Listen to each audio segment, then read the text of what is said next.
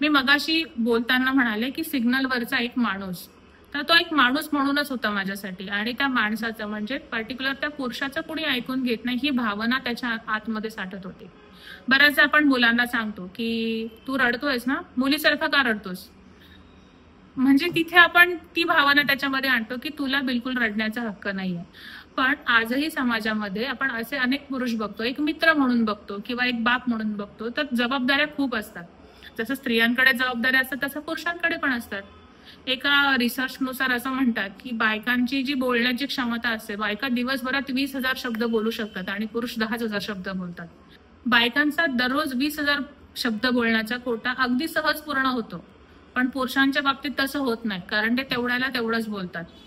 मग कुठलाही असू देत, मग त्याचं कामाचं स्वरूप वेगळं असेल, मीटिंग्स असतील, काही असेल, पण आपण जेव्हा बोलतो तर तेव्हा म्हणतात ना बायकांना की किती पसारा मांडतेस, थोडक्यात तुझं काय ते म्हणणं ऐक. पण बायकांची ती नॅचरलीच भूक म्हणू शकतो की माझं कोणीतरी ऐकून घ्यायला पाहिजे.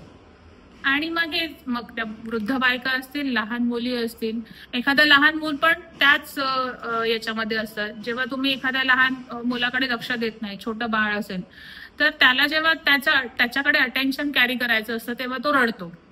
आणि ते मूल जेव्हा रडतं तेव्हा आपल्याला लक्षात येतं की नाही, आता त्या मुलाकडे जाण्याची गरज आहे. आणि अगदी शांतपणे घेतलं त्या मुलाला की ते मुलाचं जे काही रडणं असतं ते अगदी पुढच्या 2-3 सेकंदामध्ये शांत होतं. त्यांना ती आधाराची गरज मिळते, त्यांचं एक प्रकारचं रक्षण होतं. या पद्धतीने आपण ती भावना समजून घ्यायला पाहिजे.